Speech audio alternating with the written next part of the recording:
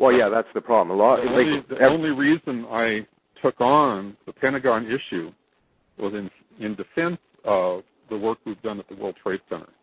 That the Pentagon issue has been hyped up by this whole CIT group and all that is using very unscientific, salesman-like methods as opposed to scientific methods to try to get a following. They're not going for peer review. They're going for endorsements. I mean, the whole thing is not an appropriate approach. Well, all I know is that, you played a pivotal role in getting this ball rolling on the Pentagon, getting the issue out there to a lot of your peers, et cetera, where they took a second look at it and they realized, okay, maybe I need to say something about this. Well, that was a conscious thing. That was intentionally, the reason I came out on it was I felt like, so I was seeing it clearly. There were people who needed to come out on this subject and were reluctant to. I just woke up one morning and said, here I am urging them to take this stand, and I haven't come out of the closet, so to speak, myself on this whole Pentagon thing. And so I decided I'm going to do it. And, I mean, I did it in collaboration with John Cole, and he was fully in agreement. And so the two of us came out with this statement. And so it's a joint statement. It was consciously, the real audience was the other people in the truth movement who needed to get their names off that endorsement list. The people who, like, for instance, like Richard Gage had been supposedly endorsing this, and that was something that gave CIT a lot of credibility. And there's several others that were in endorsing this. Right. Well, Richard Gage would say, I never really endorsed them. Well, that's a weak response. He needed to come out and say, no, I didn't endorse them, and get my name off that thing. That's fraudulent. That was what he needed to say. Right. So in furtherance of trying to get that to happen, we came out with our statement, and fortunately he followed along, and he came out with a similarly strong-worded statement. Right. I was very impressed with his statement when he finally came out with it. So yeah, I thought it was a great thing for him to take the time to do, and I want to thank him and everybody else for doing that too. But I want to thank you. I don't know who all is left on that list, but I think anybody who is left on that list needs to take another look as well. I know that Peter Dale Scott, I believe he came out with another statement since then as well. Right. Yes, he did too. Yeah. But everybody, I guess everybody's entitled to having their opinions, right? None of us will ever, we just don't know what happened. People are not entitled to misrepresent other people's statements. And even if they did, even if somebody made a statement that's an endorsement, that's not what qualifies as scientific peer review, even informal peer review. It's not like they're using that to heighten their own credibility. I want to say something I haven't put out there, and I don't want to start. I'm not going to engage with these guys. I think their methods are totally fraudulent, and I'm not going to engage with them. I don't think it's an honest discussion. But I will say this. The kinds of, I'll say this to your audience. Where I first met you was through the tapes that you got, the conversations with the people involved with the Pentagon. And if you look at the guy in the Albert Hemphill, listen to Craig Ranke's, I'm saying you, I'm sure you've listened, but your audience, listen to Craig Ranke's interview of Albert Hemphill, and then listen to Jeff Hill's interview of Albert Hemphill. And it's like night and day. And the other thing is, there was a study that was done in the 1950s, and I think it's called the Ash experiment. The Ash conformity experiment, yes. The Ash conformity experiment, okay. Where they had a line of people, and only one was the real subject, but all these people they were just saying, compare the lengths of these lines up there on the screen. And it was pretty blatant and obvious which ones were the long ones and short ones, and it was like that.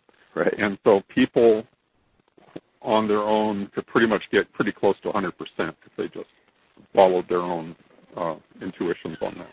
But when they had everybody lined up giving a wrong answer ahead of them, and then it came down to them giving an answer, there was a heavy tendency to sway their answers away from their own direct perceptions just to not rock the boat. So that basically is the basis for, if you're going to have independent eyewitness testimony, it's very important, if this is going to have any kind of scientific validity whatsoever, that you allow it to be totally independent of anybody else's opinion. And what you see when you hear Ranke interviewing Hemphill, and it's the same thing with the others as well, is he is feeding them, everybody else says this. And so he's setting it up so that, oh, well, if everybody else said this, well, maybe they're right. Right. And so he's basically getting them. Albert Hemphill came up with a story which was totally inconsistent with Ranke's theory. And then he tried to twist it around. So in the end, Ranke's claiming that Hemphill is a north of Sitco witness or whatever. And it's malarkey. And you can see in the way he's setting him up, he's feeding him what everybody else said to try to get him to go along. And it makes it sort of incoherent bunch of testimony at the end, but it's because he's just sort of muddled. When you came on just a few minutes later, apparently, and had a separate conversation with him, there's no doubt in his mind. He saw it hit the Pentagon. He saw it coming over his right shoulder, which would have put it south of the Sitco. So all of that is abundantly clear if you allow him to simply have his own story. And so what you're seeing is very consciously manipulated testimony by guys who are professional media people or whatever. I mean, these guys are not to be trusted. So I don't have any respect for them. I won't mind saying so. No, I'm not going to debate them, and no, I'm not going to let them interview me. Right. I have no respect for them. So, well, they always like to go around talking about how Craig debated me and Craig debated John Bursell, but they won't debate anymore. They only debate people when they first start looking into the Pentagon. They don't have as much knowledge. I'm not going to debate people who I feel are going to be dishonest because, that's just a total waste of time. I will sit down and have a conversation with somebody who's willing to have an open exchange of information and where there's some sort of an attempt on all sides to arrive at the truth.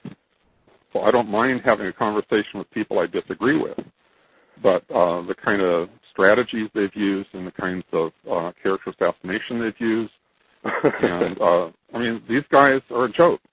So no, I'm not going to perpetuate the discussion with them. I'm sure they will listen to this thing tonight and write me up and all the rest. But, go for it, guys. But that's not. Anyway. But besides all that, I just brought that up because I wanted to say thank you for taking the initiative, and you knew that there was going to be headaches coming your way when you did speak out. Headaches. Well, you knew that they were going to attack you, and you got all these anonymous usernames and everything. And interestingly enough, they've all disappeared from the 9/11 Oz forum. None of the anonymous usernames or Craig or Aldo posts there anymore. Huh. Well, I don't know. I haven't heard from him recently myself. No. I think maybe once Richard Gage withdrew his thing. By the way, I never followed up on that. Did they actually take his quote-unquote endorsement down? No, they still have all of them up there. They haven't taken any of them down or changed any of them. What does that tell you? Exactly. Read Richard Gage's statement and then see what they have up there where they're claiming something and, how sincere and honest and open is that? And so these guys are scum. Oh, yeah, and they put out their big rebuttals, and they try to twist words. And, they say Richard and Peter Dale Scott were browbeaten into making those statements. And no matter what, they'll still twist it into their little manipulative ways. But what can you do? Anyway, I'm done with that issue. I really don't have anything else to say about it other than, I guess let me clarify. My position on what hit the Pentagon is the evidence appears to be overwhelmingly that something really did hit the Pentagon. It appears that from all the eyewitness evidence, from the physical evidence, it appears that it really was a plane consistent with American Airlines 757. And there's a lot of eyewitnesses that actually identified it as specifically American Airlines from the appearance of the plane. Right. I don't see any evidence that it wasn't. And so could it have been something different? Could they have swapped planes? Could they have this or that? Sure. They could have done a variety of things. But whatever plane they used, and I would think that it probably was the actual plane, they flew it into the Pentagon. But all those questions about what plane it was, if it was a different plane, blah, blah, blah, anything, that could all be sorted out after we get a proper investigation. Yeah, and it really has no bearing on the final outcome because that's not where our strong suit is. Our strong suit is once you know that somebody was working ahead of time, and that's the key, that there was active collaboration with this effort ahead of time to actually set these buildings up to come down.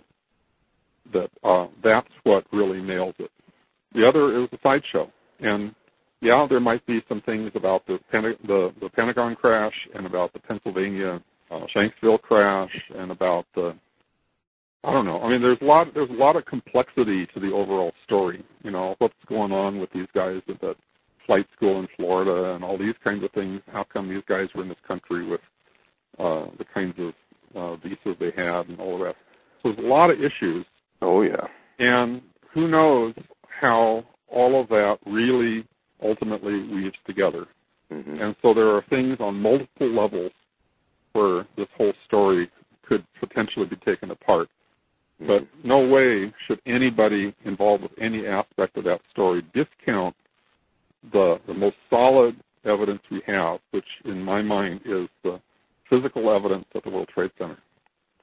Right. Well, facts and evidence are what people should concentrate on, and you've played a big part in providing, the general public out there with solid facts and evidence in accordance with your research into the destruction of the buildings, and especially now that you've put out the 9/11 analysis DVDs, which are rock-solid scientific evidence to show anybody. Anybody could understand. Like you said, you don't have to be an expert in the field of physics or engineering or anything to be able to understand this. Mm-hmm. So thank you very much for everything you've done, David. I really respect you as one of the true, sincere researchers out there in this 9/11 community that's going on out there in cyberspace. So. Well, I am glad I've had a chance to. I've never met you, but I've met you. I met you when I started researching the Pentagon, and it was like, oh, there's a whole other world of stuff going on out here. But it's the kind of thing that you're doing that really is impressive to me was that you're actually picking up the phone and say, well, I'm going to try and call that guy. And you apparently have a manner in the way that you can approach people on the phone that they don't mind talking to you. So, hey, you got me to talk to you. Yeah, well, yeah, and I really appreciate the chance to even get to do this audio with you. I think a lot of people will learn from it. Yeah. Well, I know there's a lot of people that try to discount you and say that you have all this no-planer stuff going on in the background. Well, I've believed all kinds of stupid ideas in my years. Well, but, sure. But my point is, I'm looking at what you're doing currently. I know that people get screwy ideas. I mean, all kinds of people get screwy ideas. Mm-hmm. But what I see you doing currently stands on its own merit. And so I don't have any, if you were to start pulling some of that other kind of stuff like, calling people in the middle of the night and harassing people and the rest, I'd say, dump this guy. Exactly. But, I mean, what you got going now is so valuable and solid, and I respect what you're doing. And it's like, hey, people taking initiative and doing that. That's why Richard Gage and all these guys endorsed Ranky and them, is that, hey, these were guys who are out there taking initiative and talking to people and stuff. Yeah, Richard's whole point of it, his endorsement was just saying that that's a good job, guys, that you go out there and do the groundwork of going to talk to these people. Yeah. That was the extent of it, as far as I understood it. Yeah, I wish the majority of the people could come together and find common ground instead of all this fighting. Yeah. But what can you do? Yeah. Well, I know. There's people who say, who object to what I did in terms of the Pentagon thing, is that I'm just showing dissension in the ranks. But it was very important that I did that, I believe. It was necessary to get, we got to police our ranks. And when there's people out there doing crap, and it's going to reflect on all of us, it's important that we not allow that to happen. So it's out of self-defense that I did what I did, and I think some of these other people as well. So